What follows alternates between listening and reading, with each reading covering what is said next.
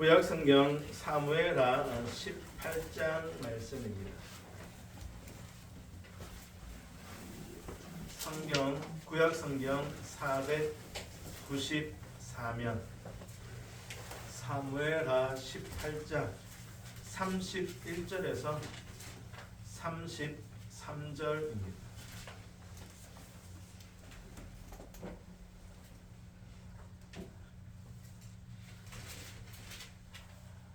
구약성경 494면 사무엘하 18장 31절로 33절까지 우리 함께 합독하시겠습니다.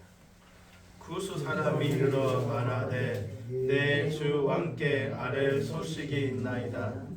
여호와께서 오늘 왕에 대하는 모든 원수를 갚으셨나이다 하니 왕이 구수 사람에게 묻되 젊은 압살롬은 잘 있느냐?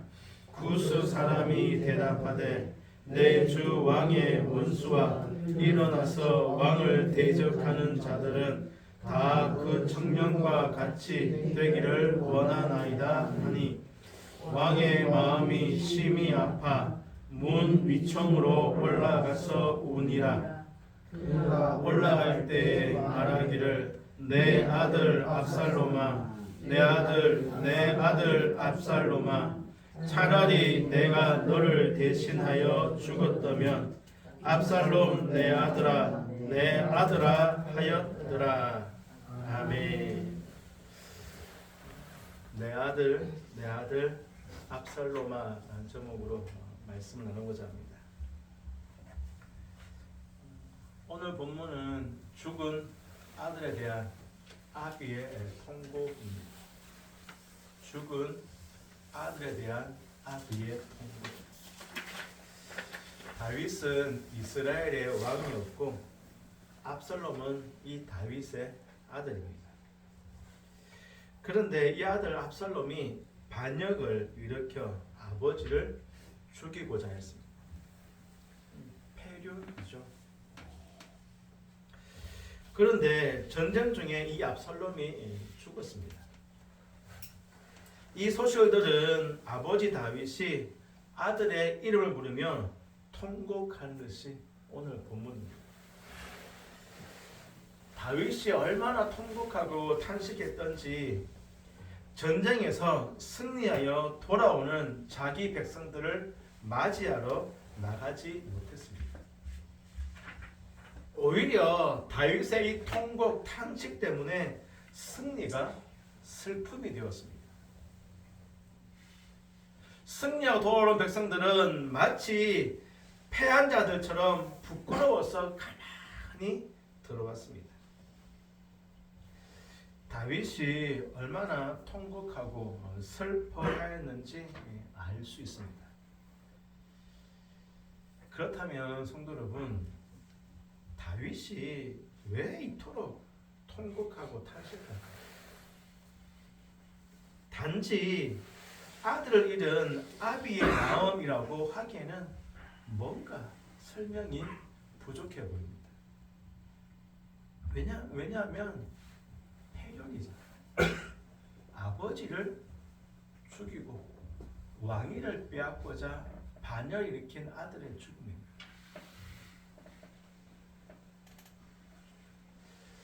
오늘의 설교를 이해하려면 좀 더 부연 설명이 필요합니다.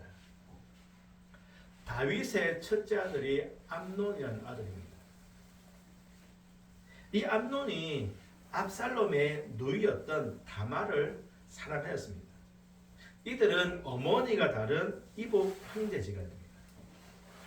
그런데요, 잘못된 친구의 말을 듣고 이 암논이 다말을 끌어들여서 성폭행하고 내쫓아버렸습니다. 엄청나게 큰 죄를 지은 것이죠.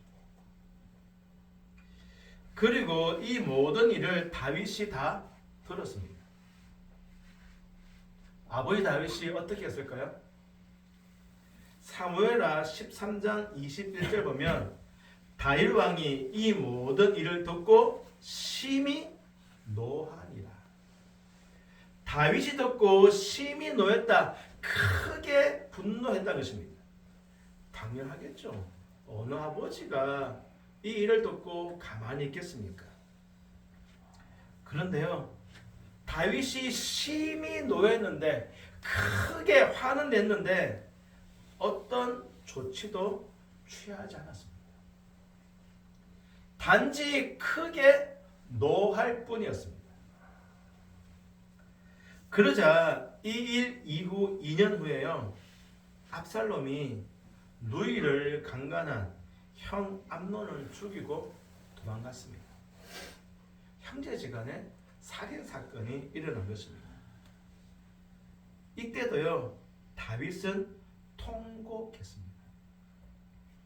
그리고 그 통곡이 끝이었습니다. 그리고 또 3년의 시간이 지났습니다. 그래도 아비인지라 다윗의 마음이 압살롬에게 있습니다.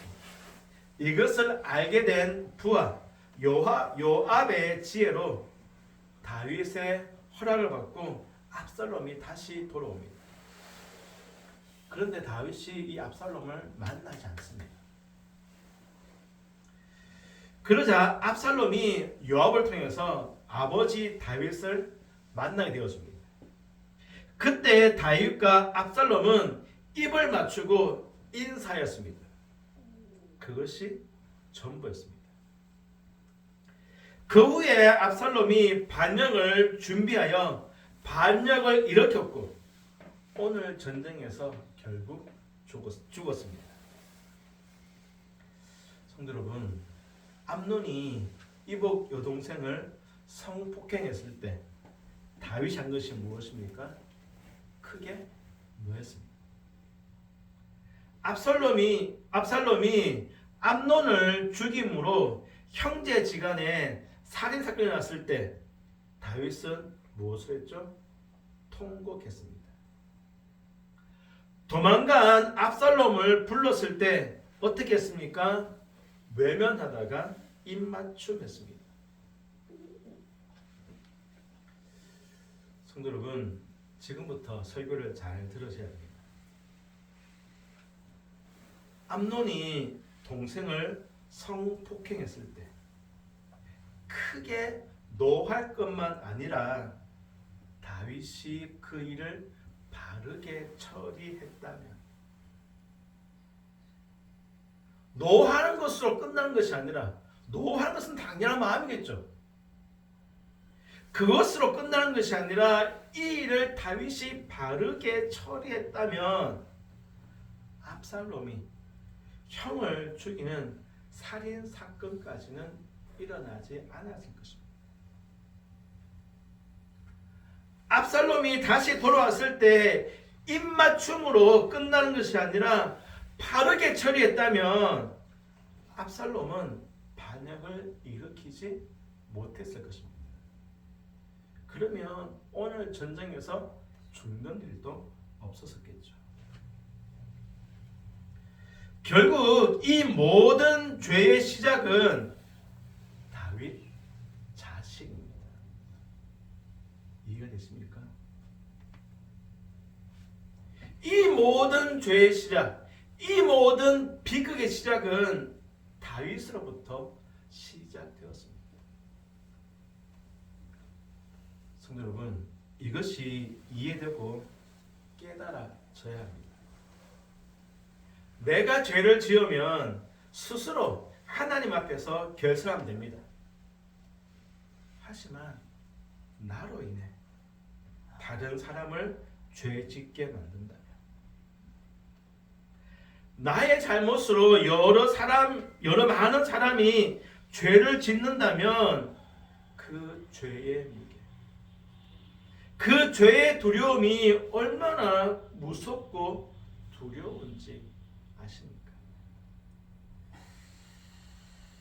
지난 한 주간 하나님께서 이것을 조금 깨닫게 해주셨습니다.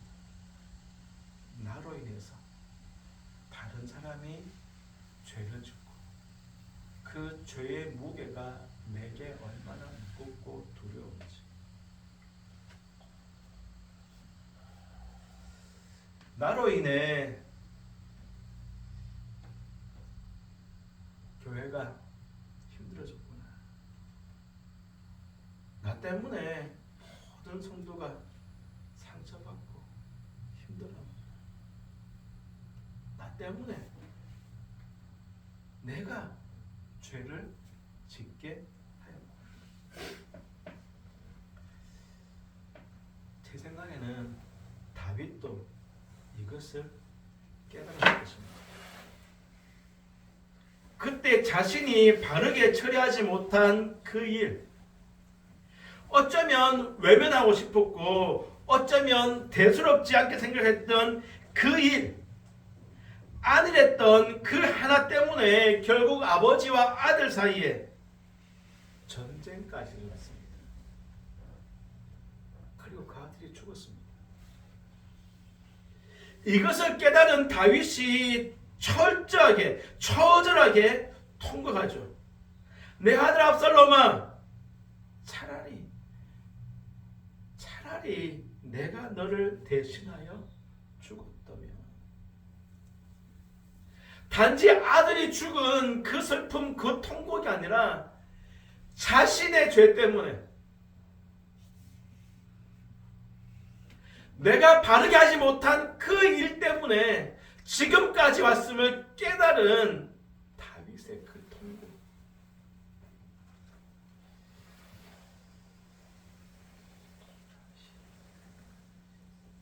이것이 지금 저의 심정이고 저의 통곡입니다.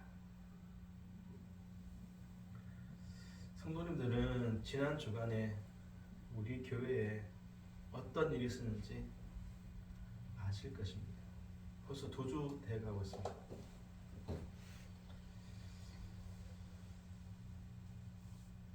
지난 2주 동안 모든 성도님들이 상처를 받았고 지금 힘들어 하십니다. 심지어 이제 막 등록하신 새가족 2분들도 많이 놀라셨고 당황하셨을 것입니다. 성도 여러분, 오늘 저의 설교가 불편하게 들리고 듣고 싶지 않을 수도 있습니다.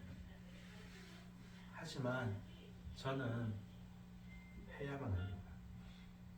성도님들은 들으셔야만 합니다. 그리고 분명하게 아셔야 합니다. 왜냐하면 지금의 이 모든 시험, 이 모든 어려움의 시작이 제게 있기 때문입니다. 여러분들이 아니라 저의 죄 때문에 지금 교회와 성도들이 고통을 당하고 힘들어하는 것입니다. 마치 다윗이 그때 아무것도 하지 않은 그 일 때문에 압살롬을 비롯한 관련된 모든 사람으로 죄를 짓게 하였고 결국 그 아들은 전쟁에서 죽어야 했습니다. 성도 여러분, 지금 그리고 제가 이것을 해결하지 않으면 반드시 또 다른 사건이 발생합니다. 그때는 분명 더 크고 힘들고 어려운 사건이 될 것입니다. 이 사건이 끝이 아니라 시작입니다. 사단은 결코 포기하지 않고 틈을 만들고 우리를 공격할 것입니다.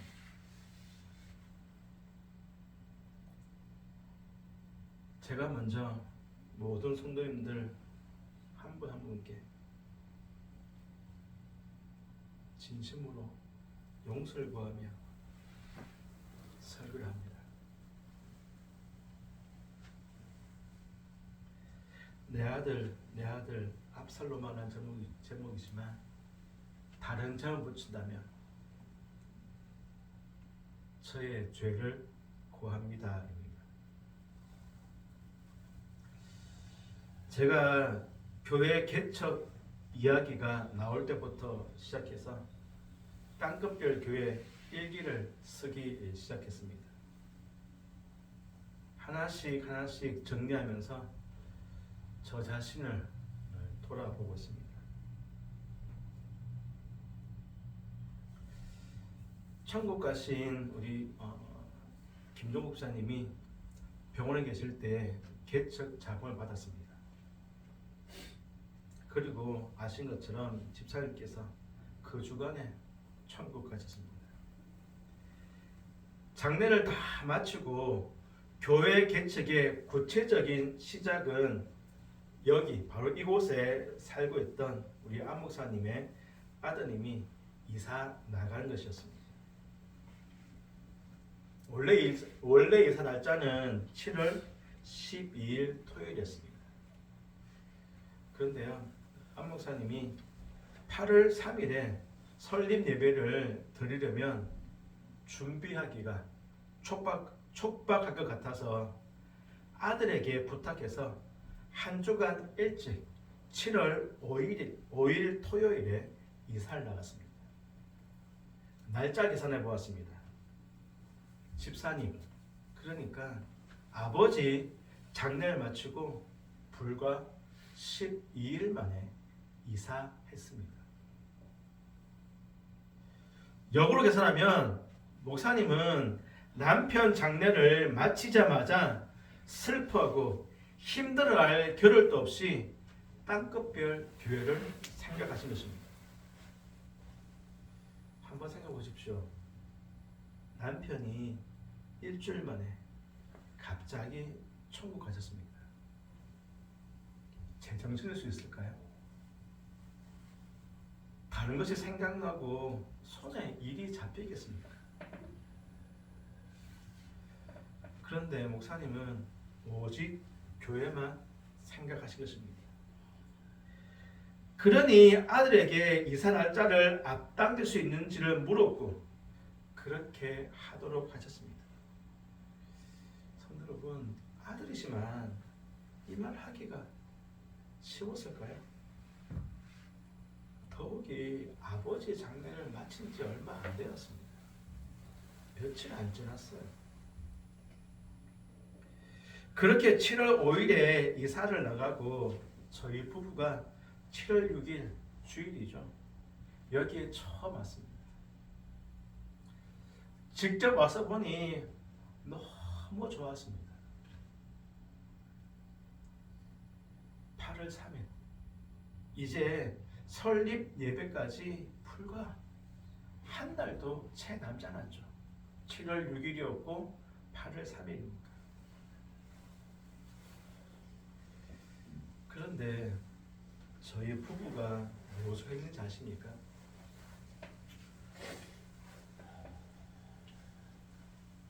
저희 가장은 그 주간에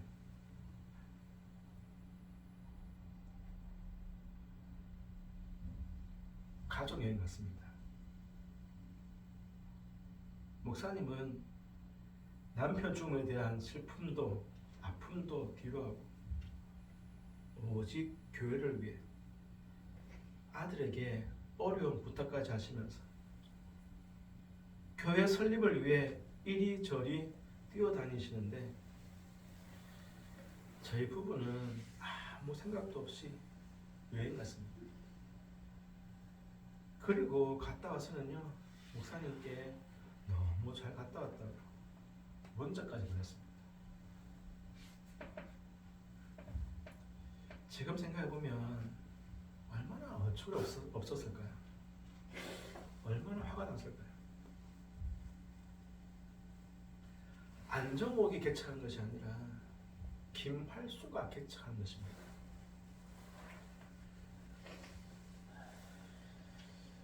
이 무렵 우리 송 목사님께서 걱정도 되고 궁금하기도 해서 우리 안 목사님께 전화했습니다. 이런 내용으로 물어보셨습니다. 김 목사님, 교회를 개척하시는데 잘하고 있는지, 정말 기도원에 가서 특별한 마음으로 기도하시는지, 어떻게 되어가고 있는지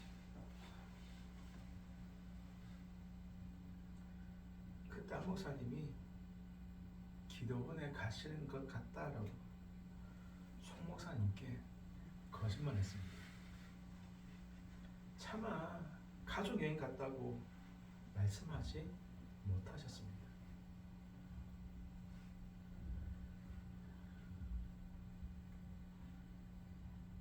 성도 여러분, 이것이 나 때문에 다른 사람에게 죄를 짓게 하는 것입니다. 또 다른 사람이 죄를 지을까봐 목사님이 다 알면서 거짓말하신 것이죠.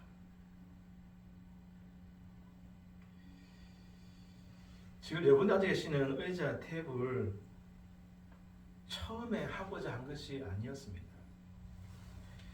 저희들이 여행 다녀오는 사이에 주문식을 놓쳤습니다.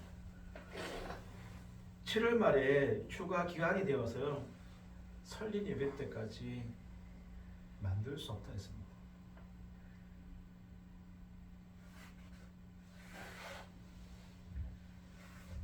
그래서 두 번째 생각했던 제품입니다.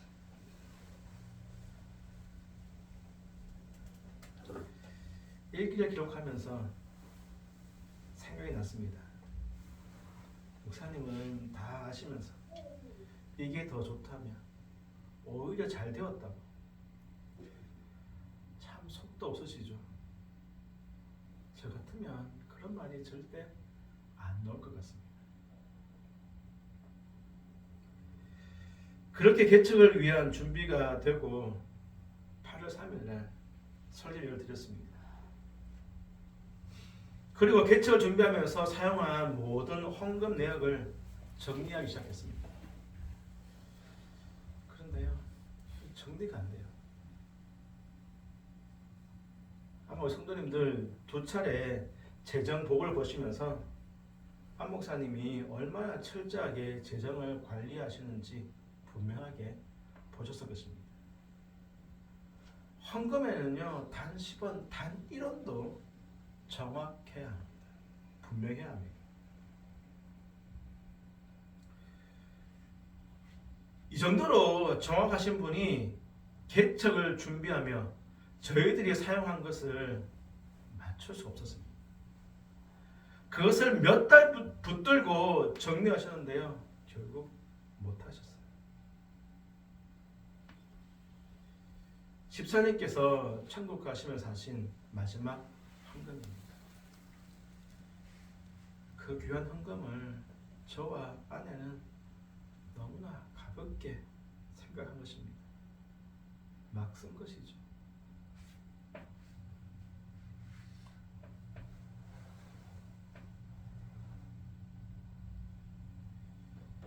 결국 목사님께서 그것을 몇 달 붙들고 정리하셨는데 맞추지 못했습니다. 이때 아내에게 자료를 요청하면 자료를 뽑아서 그냥 목사님께 틱 전도드리고 말았습니다. 그리고 그때 아내는 매일 손톱 아시죠? 네일 학원 다니고 있었습니다. 그것에 열중했습니다.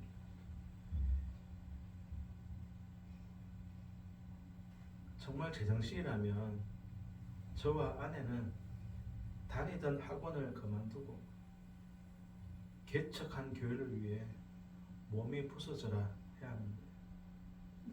아내는 좋아하는 것을 계속했습니다. 목사님이 그렇게 애쓰시고 힘들어하신 것을 보면서 정확하게 말하면 아내는 취미생활을 한 것입니다. 그리고 저는 그것을 방치하고 있었습니다. 다른 분들이 보면 누가 개척했는지, 안 목사님 개척했는지, 김할수 개척했는지 헷갈릴 것입니다. 개척한 저는 아무 생각도 개념도 준비도 없고 사모는 자기가 좋아하는 취미생활을 한다고 돌아다니고 정작 안 목사님은 교회를 걱정하고 교회를 바로 세우기 위해 이러한 죄들을 붙잡고 씨름하셨습니다.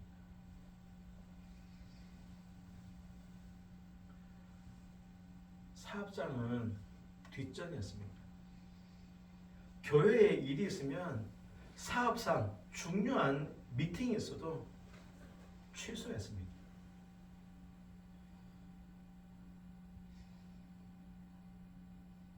분명하게 만나서 공장을 위해서 미팅해야 돼요.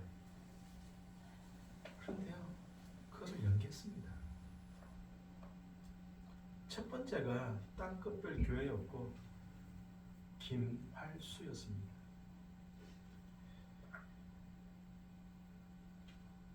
정말 바보 아닌가요? 저런 바보가 어디 있습니까? 뭐가 답답해서 저를 언제 봤다고?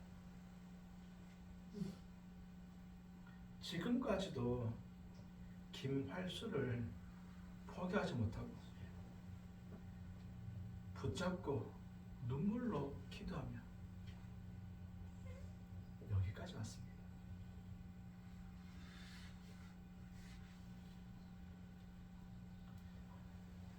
제가 이제 겨우 정신 차리고 있습니다. 그런데 그 결과가 무엇인지 아십니까? 지금 목사님 갈비뼈 3개 부러졌습니다.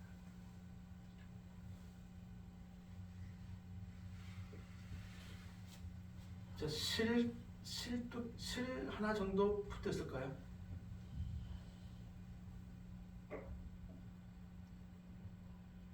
왼쪽 다리도 다쳤는데요. 염증이 너무 심해서 매일 항생제 주사 맞고 있습니다. 오늘도 아침에 병원 가서 주사 맞고 왔습니다.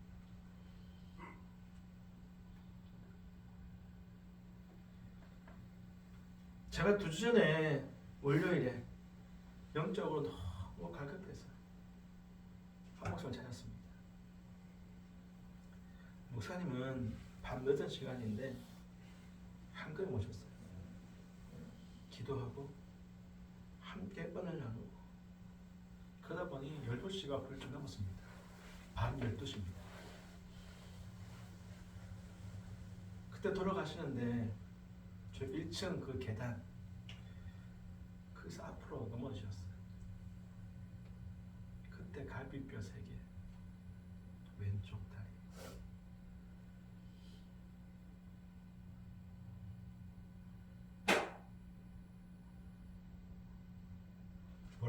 뭐라고 하신지 아십니까?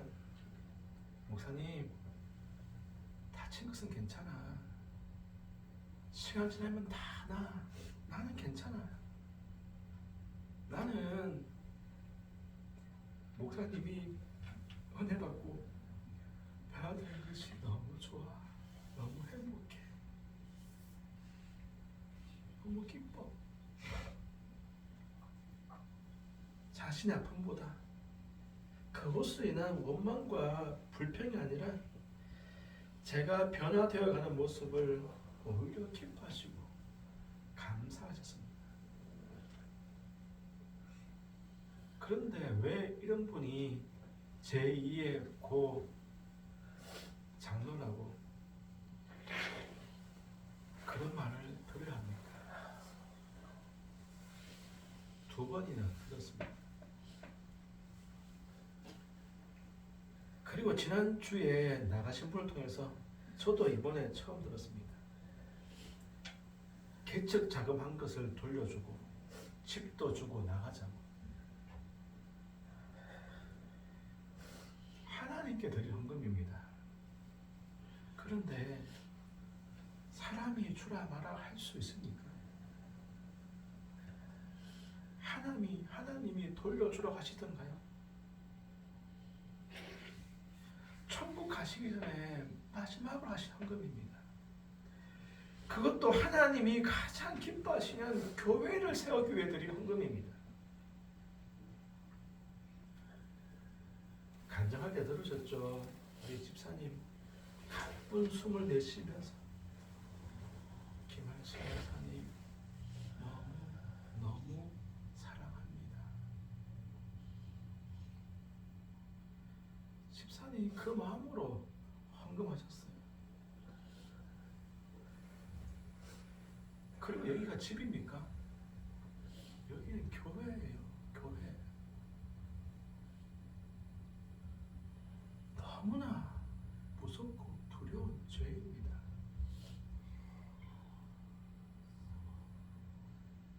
그런데 성도 여러분, 그것은 저의 죄로부터 시작되었다는 것입니다. 제가 그 귀한 헌금을 너무나도 쉽게 생각하고 사용한 죄의 결과입니다.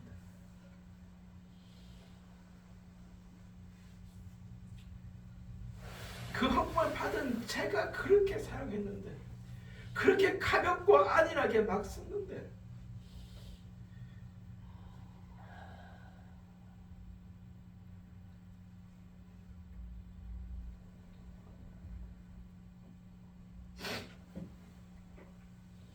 다윗처럼 그때 바르게 하지 못한 죄로 인해 성도님들까지 죄를 짓게 만든 것입니다.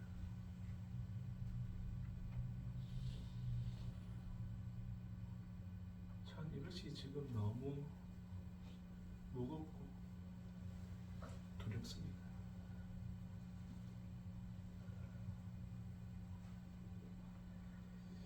이 자리에 입실교에서 오신 분들이 계십니다. 제가 하나 물어보고 싶습니다. 입실교회에 있을 때 제 아내가 사모죠. 사모가 교회와 성도들을 위해 눈물로 기도하는 것을 보신 적 있으십니까? 영혼을 붙잡고 하나님과 씨름하는 것을 보신 적 있으십니까? 또는 사모가 영혼을 만져주고 위로해 주었다는 말을 듣거나 직접 경험하신 적 있으십니까? 아마 분명 없을 것입니다. 왜냐하면 그렇게 한 적이 한 번도 없기 때문입니다. 그저 보신 것은 90도 가득하게 인사하고 방방 뛰어다니면서 급히 타드리고 친절하게 대하는 것, 그것을 보셨죠. 그것을 보고 사모 같은 사람 없다면 다들 이뻐해 주시고 칭찬해 주셔서 사모의 근원이 무엇입니까? 영적 어미입니다. 몸과 혼을 기쁘게 하고 만족시키는 것이 아니라 영혼을 붙잡고 그 영혼을 건드리며 채워주는 것이 사모, 영적 어미의 역할입니다.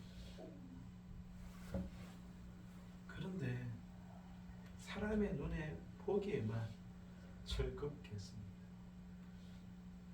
그리고 사람들의 칭찬과 인정 속에 그것이 자기의 의가 되었고 무기가 되었습니다. 왜 그런지 아십니까? 영적으로 아무것도 없기 때문입니다. 빈 깡통인데 그러니 어떻게 합니까? 눈과 귀만 즐겁게 하는 것입니다. 육적인 것, 혼적인 것만 채워주는 거죠. 성도님들 다 속으셨습니다. 아니라고 말씀드려도 사모가 최고인 줄 알고 지금도 우리 사모 최고 엄지척만 하고 있습니다. 나가신 분도 그렇게 말씀하셨습니다. 그래서 안 목사님은 영적으로 봐야 하는데 눈에 보이는 것만 보고 사물을 잘못 판단하고 있으니 답답한 것입니다. 더 답답하고 더 미쳐버린 것은 결국 그것이 사물을 죽이는 것인데 그것을 알지 못한다는 것입니다. 이런 사물을 부둥켜 더 통곡하며 기도해 주셨습니다. 그 기도가 사무에게 얼마나 힘이 되고 깨달음이 있는지 모릅니다. 아직도 기억합니다. 어느 날 사무를 붙잡고 함께 기도하는데요.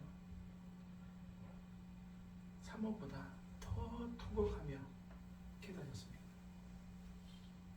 그러면서 이렇게 말씀하시더군요. 사모님 많이 힘들었네. 사모님 많이 힘들었네. 사모님 조금만 더, 조금만 더.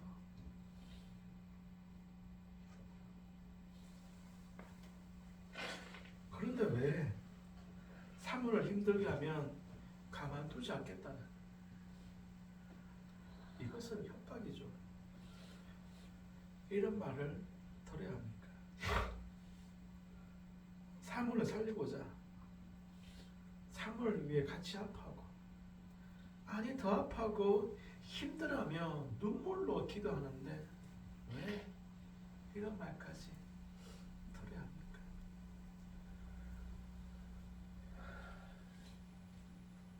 성도 여러분, 이 모든 것이 저의 죄로부터 시작되었습니다.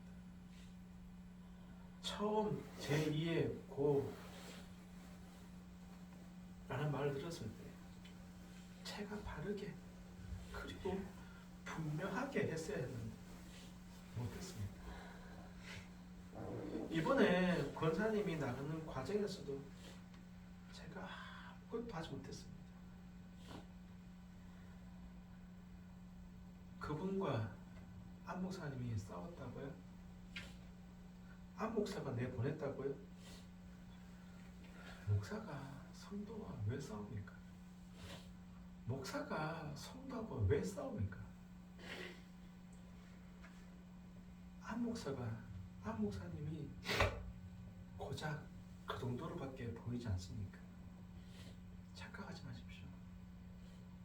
제가 지난 6개월 동안 직접 경험한 안 목사님은 그런 분이 아니십니다. 저와 제 아내가 그 자리에 있었습니다. 혼자 일방적으로 돈을 내고 그것을 참지 못하고 악을 쓰고 나갔습니다. 성도님들, 제 아내 아마 아실 것입니다. 제 아내가 언제 큰 소리 내는 것을 보신 적 있으십니까? 혹은 사람들 앞을 가로막는 것을 본 적 계십니까? 그날요, 제 아내가 권사님을 큰 소리 내며 제지했습니다. 그것도 안 되자 화를 내며 나가시라고 했습니다. 그리고 데리고 나갔습니다. 그분을 위해서. 오죽했으면 큰 소리로 제지하고 오죽했으면 화를 내면서 나가시라고. 그리고 그렇게 데리고 나갔습니다. 성도 여러분, 결코 오해하지 않았으면 좋겠습니다. 한 목사를 변명하려고 지금 제가 설교하는 것이 아닙니다. 저의 죄를 고백하는 것입니다. 마치 다윗이 그때 바르게 하지 못하였고 그때 해결하지 못하였기에 연관된 모든 사람들이 다 죄를 지었습니다. 결국 두 두 아들이 죽었고 나라가 둘로 쪼개져 서로 싸웠습니다. 그것을 깨달은 다윗이 승리했음에도 웃지 못하고 대성통곡했던 것처럼 저로 인해 죄를 짓게 하고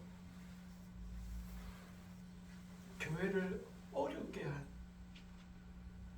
저의 죄를 고백하는 것입니다.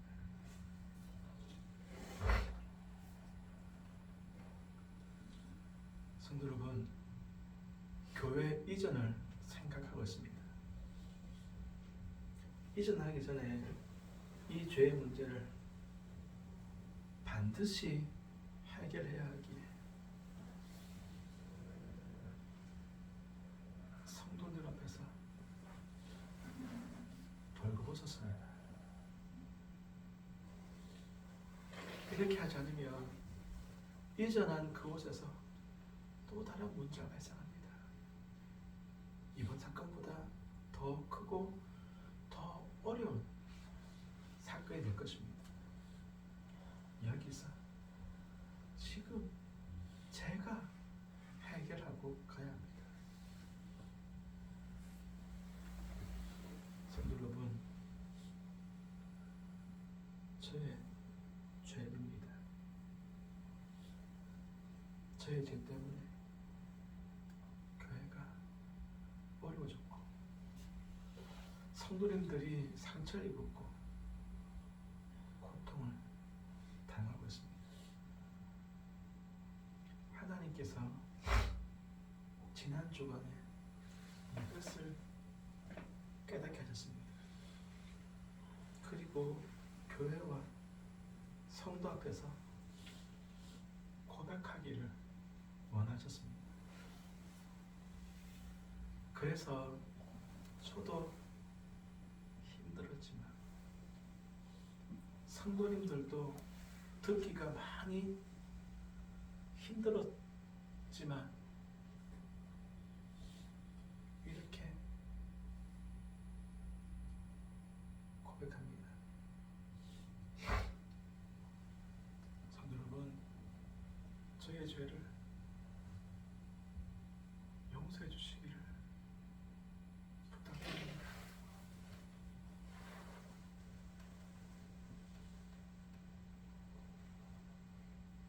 저의 죄를 용서해 주시기를 부탁드립니다. 우리 땅끝불 교회는 개척교회입니다. 한 사람이 귀한 교회입니다. 하지만 우리 교회는 사람의 수를 채우는 교회가 아닙니다. 영혼을 만지고 영혼을 변화시키는 교회입니다. 하나님께서 이런 교회를 세우라고 저를 먼저 만지고 저를 변화시키고 있습니다. 성도님들도 이것을 분명하게 보고 분명하게 아시는 줄 압니다. 우리 교회에 오시고 우리 교회에 있으면 변화됩니다. 인내하고 참고 견디셔야 합니다. 이 자리에 있어야 합니다. 그러면 나를 만나시고 저를 변화시키신 하나님께서 우리 성도님들 한 분 한 분 만나시고 하나님의 사람으로 사용할 것입니다. 이것이 얼마나 큰 복이고 얼마나 큰 은혜인지 모르겠습니다.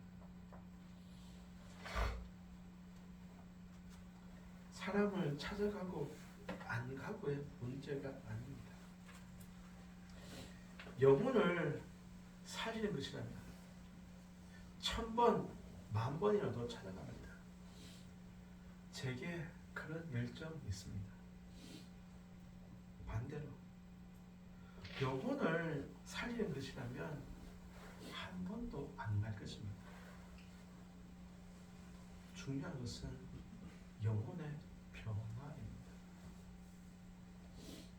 제가 이 마음으로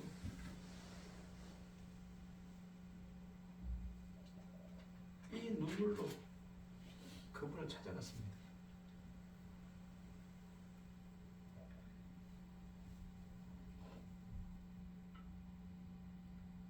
그런데 듣지 않으셨습니다.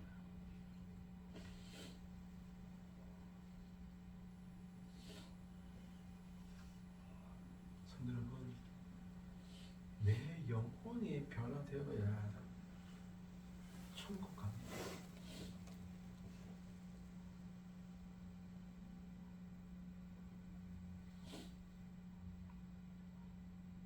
제 간절한 소원은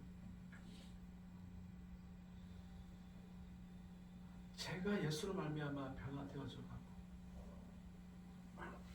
제가 예수로 말미암아 새롭게 되어져 가는 이 은혜가 우리 성도님들 한 분 한 분 위에 있었으면 좋겠습니다.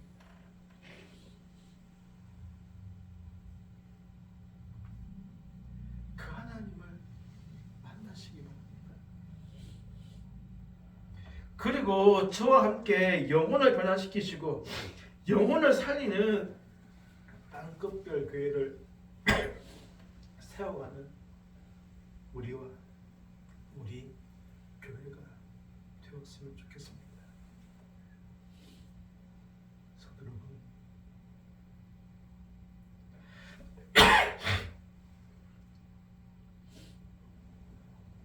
제 모든 죄를 용서해 주시기 바랍니다. 그리고 저와 함께 영혼을 변화시키고 영혼을 살리는 땅끝 교회를 세워가는 성도님들 되어주시기를 주님의 이름으로 축복합니다. 우리 시간 말씀을 기억하며 우리 찬양을 먼저 하고 같이 한번 기도하면 좋겠습니다. 똑바로 보고 싶어요. 주님.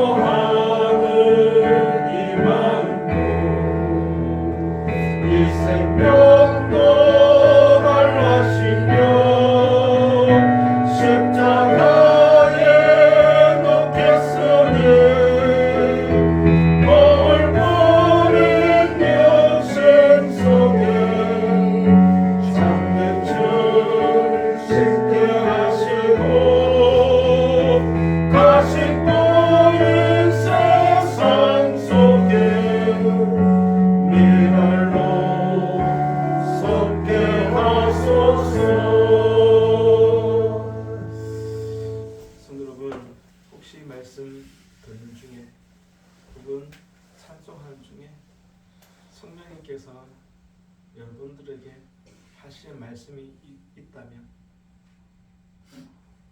그렇게 하십시오. 하나님께서 제게 나의 죄를 고백하기를 원하셔서 했던 것처럼 오늘 설교 가운데 찬양 가운데 성령님이 말씀하신 것이 분명히 있을 것입니다. 있으면 그것을 꼭 하시기 바랍니다. 기도하겠습니다. 하나님, 너무 초라한 모습입니다.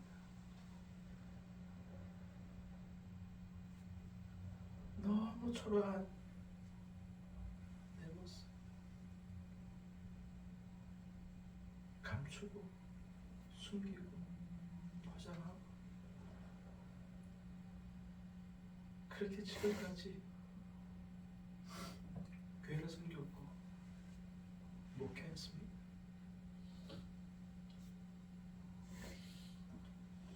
말한다고 하지만 아직까지 다 말하지 못한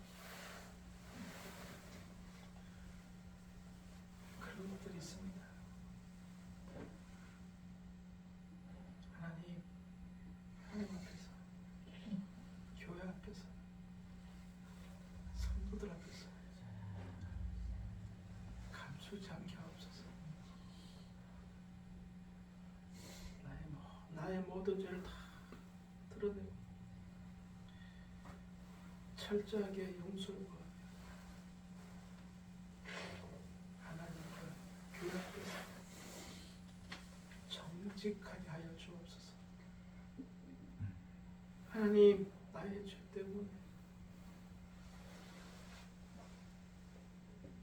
나의 죄 때문에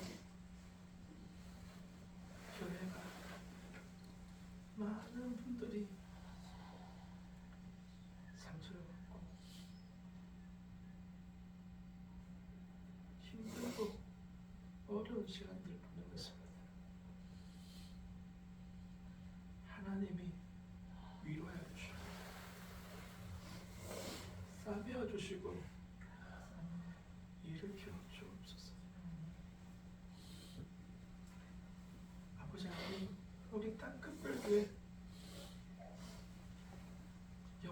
부활시키고 영혼을 살리는 교회 되기 원합니다. 이 일을 하라고 하나님께서 저를 먼저 만지신 줄 압니다. 저를 새롭게 하옵소서. 완전히 깨뜨려 주시옵소서. 다 벌거벗고 주님 앞에 서게 주옵소서. 하나님, 우리 성도들에게 이러한 은혜를 주옵소서. 정말 그래서 우리 다 함께 영혼을 살리고 영혼을 회복하는 땅끝별 교회를 세우게 하옵소서. 이 마지막 시대 아버지 하나님, 우리 땅끝별 교회는 영혼을 책임지는 교회 되게 하여 주시옵소서. 우리 성도님들 주 앞에 나오면서 마음 정성 담아 힘을 담아드립니다. 기쁘게 헌장하여 주시고 성도의 형편 상황 다 아시지요. 우리 하나님께서 공급자가 되어주시고 우리 하나님께서 보호자가 되어주시고 우리 하나님께서 역사하여 주옵소서. 가정마다 직장 사업장마다 자녀들마다 아버지 하나님 복이 되어 주옵소서. 열악한 자들에게 힘을 더해 주시고 아픈 자들은 치료하여 주시고 부르짖는 자들에게는 응답하여 주시고 주를 찾는 자들에게는 만나 주시옵소서.